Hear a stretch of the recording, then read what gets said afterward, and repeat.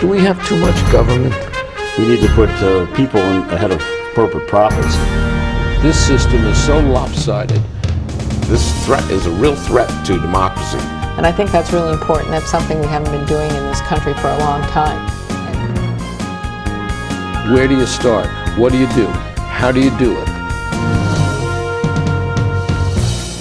Access to Democracy and other Eagan community television programming is supported by Thomson Reuters, makers of Westlaw Next and based in Eagan. Through Westlaw Next and other innovative online services, Thomson Reuters is the world's leading source of intelligent information for businesses and professionals. Online at thomsonreuters.com. And by U.S. Federal Credit Union, the member-owned financial institution offering service, value, and experience you can trust to the greater Twin Cities community.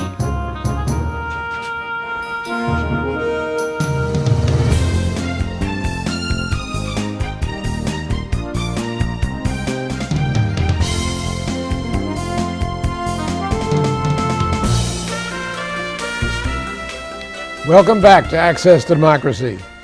Alan Miller returning with you, and it is always a special pleasure to have Supreme Court Justice David Stras. And welcome back. Thank you, Alan, for having me.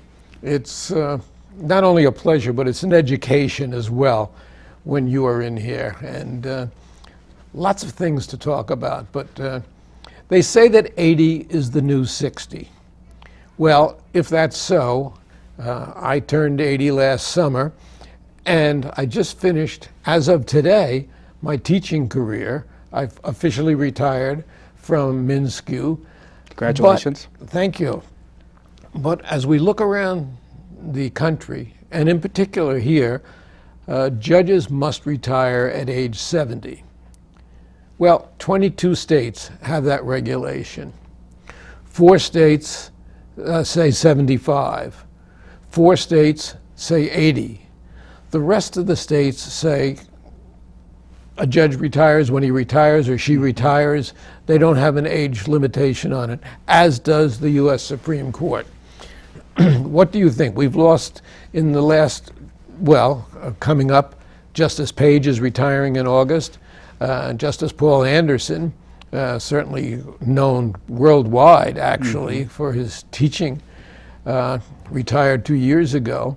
What do you think? Do you think that it should be 70, or do you think that there should be some latitude? You know, it's a tough question, because on the one hand, the legislature's seen fit to create an age limit of 70, and I do think age limits in some form do make some sense, because at some point, I think people, this is a high stress job. It requires a lot of energy, and at some point, I think that it makes sense to have some new blood come in. But with that said, personally speaking, I'm not so sure 70 is necessarily the right age. And I think, Justice Page and Justice Anderson, both of them had spent a great deal of time on the court, and both of them not only were great justices, but they spent a lot of time educating us, right? Because they were the institutional memory. They amassed so much knowledge. Right. Just to cut it off because of an age, if the justice is at the height of his career, and they both really were, seems wrong to me. Right, and you look at throughout history, Justice Oliver Wendell Holmes, who served on the Supreme Court, was very, very vibrant up until early 90s, and still was doing the job at a very, very high level. And so one of the things about an age limit of 70 is it's very arbitrary, in the sense that there's many people who could go on and serve in a great capacity beyond the age of 70, and there's others who are tired by the time they turn 70 and want to leave the court. And so there's a lot of variation there.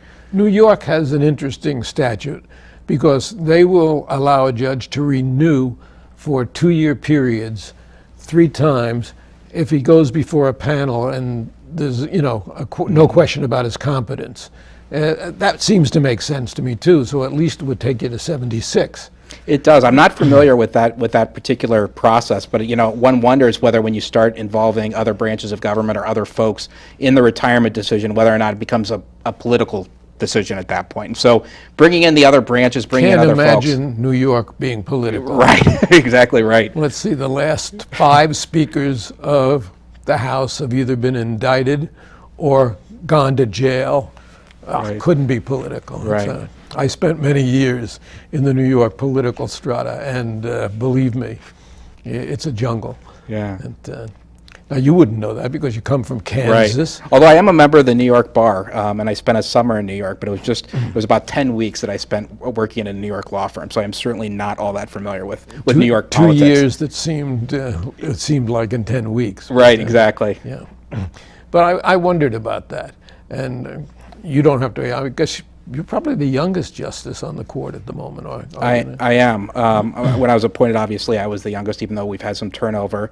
I'm 40 now, but I'm still the youngest by, I think, I shouldn't betray my colleagues, but I think that maybe by 10 years or so. At least, I would say Yeah. 10 years, yeah, I think in their 50s and 60s. Right. Except for Justice Page, and when he steps down, we are losing a great justice. We are. And we really are. It took time to accumulate the knowledge that you now have and get used to the system, did it not? It absolutely has, and I still sometimes, will be sitting in conference. I can't necessarily say what happens in conference, but it's not unusual for us to look at Justice Page and say, you've been here a long time. We've got an unusual situation before us. Tell us how they handled it the last time this unusual situation came up. And, we don't always adopt what he says, but it's useful information, and that institutional memory that we had is soon going to be gone. Educational is what it is. It really And it's is. Whether you go extraordinarily with it helpful. or against it, it's an educational process. Absolutely right. And he will be missed by all of us. Now, we have 7 justices on our Supreme Court. You spend time in the courtroom. Probably the least amount of time that you spend is in the courtroom hearing arguments. Is that a safe thing to say? Yes. We spend probably around 10 hours a month in the courtroom together, interacting with the attorneys during oral argument. And I know that it's many more hours out of the courtroom that, as you described it, your desk is piled high with decisions to be worked on. And not only decisions where you're going to write the decision, but decisions where you have to take a position where other judges are writing decisions or offering clarifications, et cetera, amending. So that takes up probably, 10 times the amount of time? It does. I would say for every hour we spend on an oral argument on a single case, it's not unusual for me to spend, including the preparation time and then reading a circulating opinion, assuming that I'm not the majority author, probably 15 hours, maybe close to 20 hours for some cases, sometimes even more than that, just spending time really getting to know the case. And if I'm writing the decision, you can up that to 45 to 50 hours on a single case. Which is really awesome when you think about it. And I know that you're understaffed. You have probably 1 law secretary, 1.5 law secretaries. Yep, 1.5 law clerks, yep. And law clerks, Yep. properly. Secretaries, different, who are now administrative assistants anyway. But Right.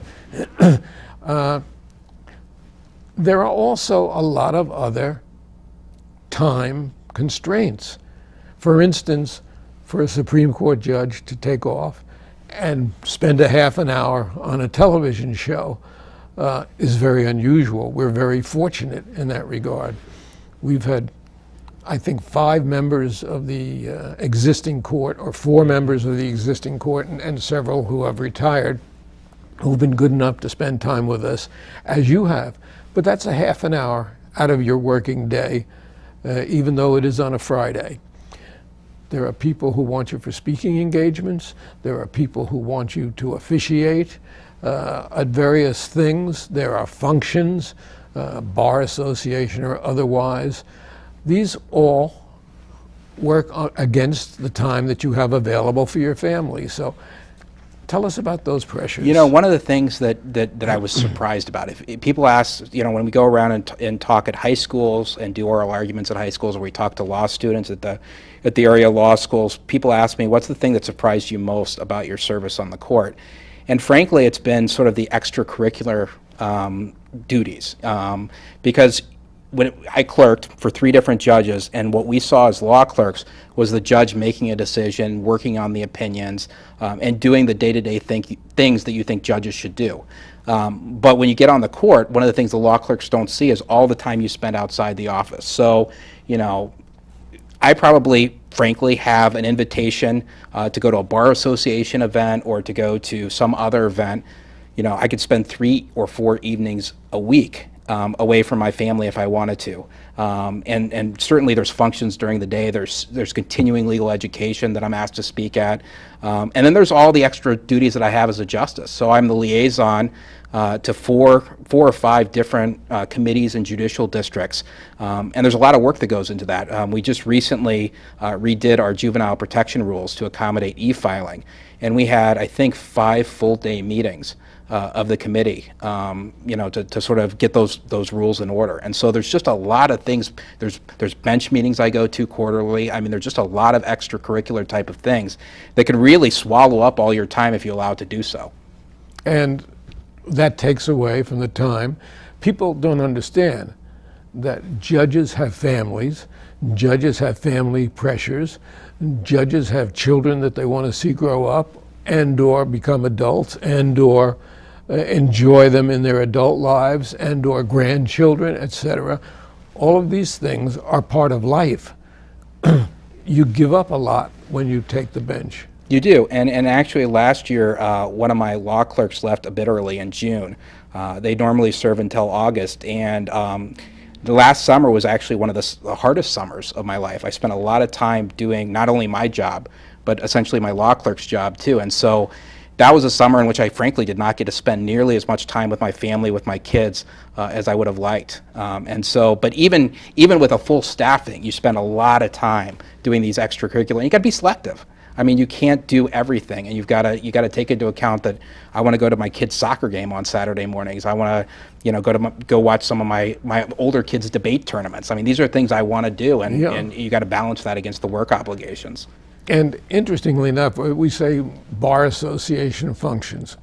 Well, when I was practicing in New York, we had the New York State Bar Association, we had the American Bar Association, we had the Nassau County Bar Association, we had the Nassau County Matrimonial Lawyers Association, there was an Estates and Planning Association, and so on. Legislative committees, you have dealings with the legislature, all of these things, and everybody wants to get a Supreme Court judge. I mean, I consider us particularly lucky that we have developed such a fine relationship, not only with you, but with some of the other members of the court who are willing to come in here. And we have Justice Wright, who was just named to the court in the last 2 years, and now is being talked about as going to the federal courts. So there might be another opening there. Right. Justice Lillehag, who came in and supplanted Justice Anderson. We don't know.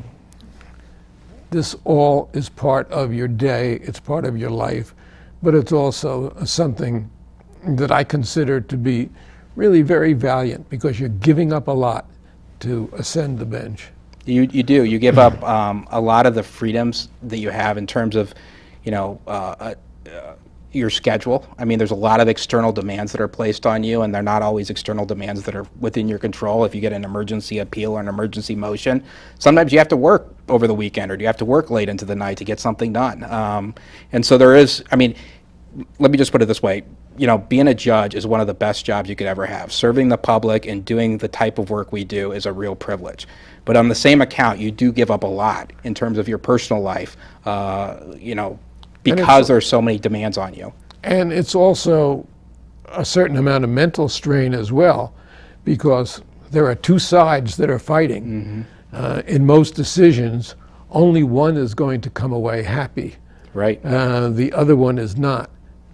Yeah, and of course, I know how tenacious you are about being a strict constructionist and really adhering to statute. This, again, puts even more pressure on a justice. Well, and one of the things that I was told early on, and it's absolutely right, is, you mentioned the two parties, every case is important. Every case has real people, real entities behind it, and it's the most important thing, or one of the most important things that's going on in their life right now. And so you got to take every case extremely seriously. You got to spend the time it takes. So, and frankly, on the Supreme Court, we get the hardest of the hard cases that come through Minnesota. We get the really, really tough cases, and so to really master them, it is not unusual to have to spend more time than you think. To really get to know the parties, to get to know the record, to get to know the briefs, so you can make the right decision. And at the end of the day, whatever you decide, you can feel comfortable that you did your absolute best for the parties involved. And in a particularly large case where a lot of public attention is directed, you may get briefs not only from the appellant and the respondent, but what they call amicus briefs, amicus curiae, friends of the court. Now, in a big case, there might be a dozen of those that come in that require your reading, or certainly at least your law clerk looking at first before you have to go to it. So it's an incredible obligation. Well, and I really am committed to reading every brief that comes in the door. So you're absolutely right. We've had cases where there's been 10 or 12 briefs, front of the court briefs, and I have read every single one. I mean, I don't even, I don't delegate that to the law clerks. I got to make sure that I know what's going on. If we're hearing a big insurance case, for example, we may have insurance, industry participants, right? Interest groups come in and talk to us about the practical implications of deciding something one way or the other. And that's something I think I need to know. I need to spend time to know, because I'm not an expert necessarily in every field of the law, and so that can be very helpful to making your decision. Which is why it's a good thing that there are 7 judges on the court, because there probably is one who did specialize in that area of law. That's right. And can be a lead judge in that case. That's absolutely right. And one of the things that I think is unique about our court, and it has benefited me every day I've been on the court, is we have very different people with different backgrounds on our court. Former federal prosecutors, a former professor, myself, a former city attorney, a former attorney for the University of Minnesota. All of that sort of diversity and experience makes our discussions at conference so much better. A former National Football League Absolutely All-Star right. Hall of Famer. Absolutely right. You could not have, very diverse backgrounds. And that's, of course, Justice Page, who will Yes. be leaving the court. We hope to have him here with us in August when he steps down. We tendered the invitation, and he said, after I'm off the court. So, Well, he has been fascinating man. He is, and he has been a wonderful model for me. I mean, there's just a few people that I consider to be models of what it is to be a really good judge, and he is one of those people who I look to as somebody who I admire for how diligent he is, how good his judgment is, and how he approaches the job. I mean, he is a tremendous example, I think. Whether you agree or disagree with his decisions, he's a tremendous example of what it means to be, I think, a good judge. And philosophically, you and he are not exactly of the same mind bent. That's absolutely right. I think that we, in cases in which there's a division, I think there's statistics that one of the local law professors puts together, and I think we agree maybe 45% of the time, 40% of the time on cases in which there's a division, one or more dissents in the case. And yet you're very close personally. We are, because we both know, and based on our interactions over the last 5 years, we both know that the other one is doing the very best that he can, and is calling them like he sees them. And it leads to sometimes we actually get together. I mean, it's not unusual for us to join together on cases. And the two of you actually, in a very unusual situation, joined in a 12-page dissent very recently in a case where the other 5 members of the court went the other way. So let's talk to that case. Sure. It's the case you're referring to is State versus Bernard. In 2013, the U.S. Supreme Court decided a case called Missouri versus McNeely, which dealt with whether you can take breath, urine, or blood from someone stopped on the side of the road who's suspected of drunk driving. And the court said, well, by itself, the fact that blood evaporates from the body is not itself an exigency that allows a search without a warrant, allows you to take urine or blood or breath. Several cases, we've decided several cases since the McNeely case, and in the particular case that you're talking about, the court 5-2 said that it was a search incident to arrest, which meant that once you arrest the individual, you can take breath from the individual. And in a very unusual decision, Justice Page and I felt very strongly about the issues in the case, and we authored a joint dissent, which I think is very unusual. It's not only unusual, my law clerks could not find any other instance of a joint authored dissent, which bore both of our names, being issued by our court. It happens at the U.S. Supreme Court. We could find no instance in which the Minnesota Supreme Court had done that. And that was just a signal that, hey, we both worked on this opinion. It has both of our stamps on it, and we feel very strongly about the position that we set. It was, in effect, a warrantless taking. It was in our view, it was a warrantless search, which, based on precedent, we said was not allowable under Supreme Court precedent or under the Fourth Amendment to the United States Constitution. And, drunk drivers, everybody gets rights. And those enumerated rights, the job of a judge is to protect them. There was another interesting case recently. I think it was a McMurray case where the law enforcement got evidence from garbage that was put out at the curb. I don't know if you wrote that decision or not. I didn't. I joined the majority, but yeah, it was an interesting case. It was a situation where they took the question was whether you could take material out of someone's garbage, and the specific facts of that case were that the garbage man took the garbage, and then down the street the police met the garbage man and removed the segregated garbage from the garbage truck. And the question was whether or not you needed a warrant to take that trash. And we decided the same way. The majority of the court decided the same way the U.S. Supreme Court did, which is to say that there's no reasonable expectation of privacy once the garbage is gone. Once you dump it, right, you've said goodbye to it. Right. And, right. It's like scavengers going through the garbage. You can't charge them with stealing where you put it at the curb. Right. So, it would be a whole new area of law. And the U.S. Supreme Court, the U.S. Supreme Court a few years back, maybe a decade or so, said you can't go around as law enforcement looking for bright lights or excessive heat to find out where people are growing marijuana. Of course, now we're making marijuana part of our society, but yeah, and it's interesting. Kylo, the case you're referring to, is Kylo versus the United States, and one of the real challenges of every court, including the U.S. Supreme Court, is dealing with new technology. It's extremely difficult. So in that case, the court found that it was a search. In other cases with other types of technology, the courts found it's not a search, and so it's very much an evolving area of the law. Now, when you get named to the U.S. Supreme Court, are you going to take your family to Washington with you? Well, I did spend some time in Washington. We spent 3 years there. I had the wonderful opportunity to clerk for Justice Thomas. I just feel so privileged to have been appointed to the Minnesota Supreme Court and to have spent time on the Minnesota Supreme Court. I'm young. Who knows what will happen in the future? But I'm very happy where I am now. Let's put it that way. I have no doubt that down the line someplace, your name is going to come up on somebody's list. And it would be a boon. It would be a boon for Minnesota. And we've had a couple of U.S. Supreme Court judges from Minnesota, and it's interesting. It's also interesting to me that a judge's philosophy can change from the time he gets on the court or she gets on the court. Speaking of she, Cassandra Day O'Connor, who I think started out as a much more conservative justice than what she ended up being. Yeah. I think it's something that may happen sort of subconsciously for judges.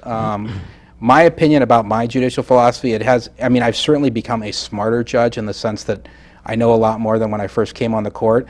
But I would say, there's no way that I believe my philosophy has in any way changed while I've been on the court. Justice Stevens a few years ago said that the people around him changed, that his judicial philosophy didn't change. And so I'm not sure judges frankly realize it when they've moved one way or the other in terms of their judicial philosophy.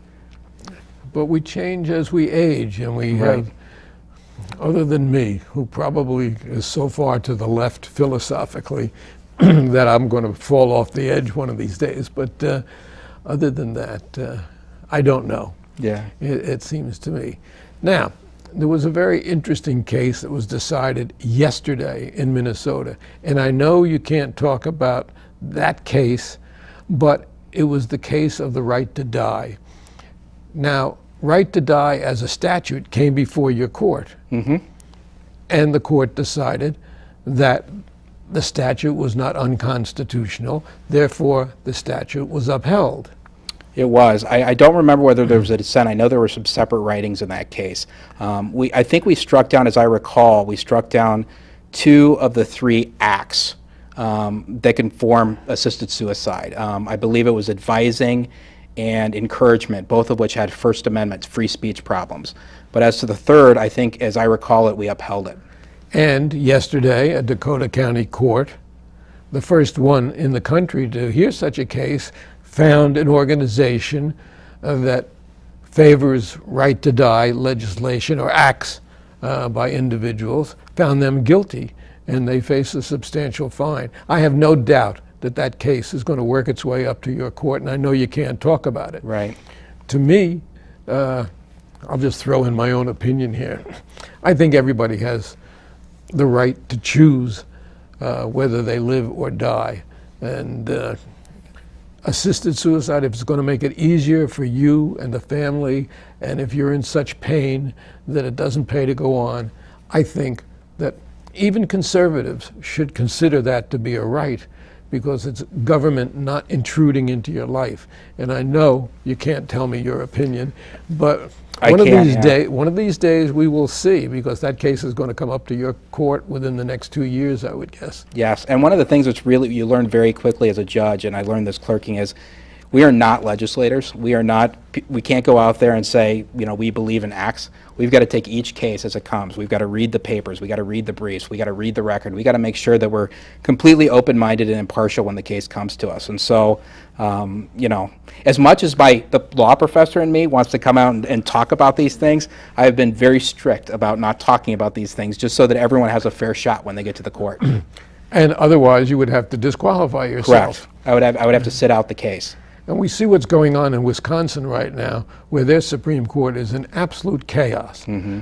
Part of which is because the voters have voted it that way. Part of which is because there's unlimited campaign spending. And I know you had to go through an election last year.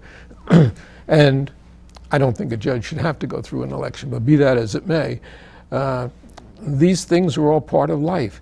Dealing with legislatures, and we only have a minute left, I can't believe it. Dealing with legislatures has to be part of your... It is. I will say that the Chief Justice is the one that has direct contact with the legislature in terms of dealing with court funding and budgets. But we see their work product. I mean, the fact of the matter is, when the legislature puts out a new statute, enacts a new statute, where do they come for the interpretation of the statute but to our court? And so every time the legislature acts, it usually creates a little more work for us. So we see their work product. We've gone reasonably far afield here with Justice David Stras. I come in with so many areas to discuss with you, forfeiture laws, different cases and things like that. We don't have time to get to them. I do hope that you will come back soon, perhaps when Justice Page comes back, and we get a chance to talk more about the inner workings of the court. It's always a pleasure. Thank you so much. Thank you, Alan. Thank you. Access Democracy. We'll be back with you shortly. And Justice Stras, I hope soon. Thank you.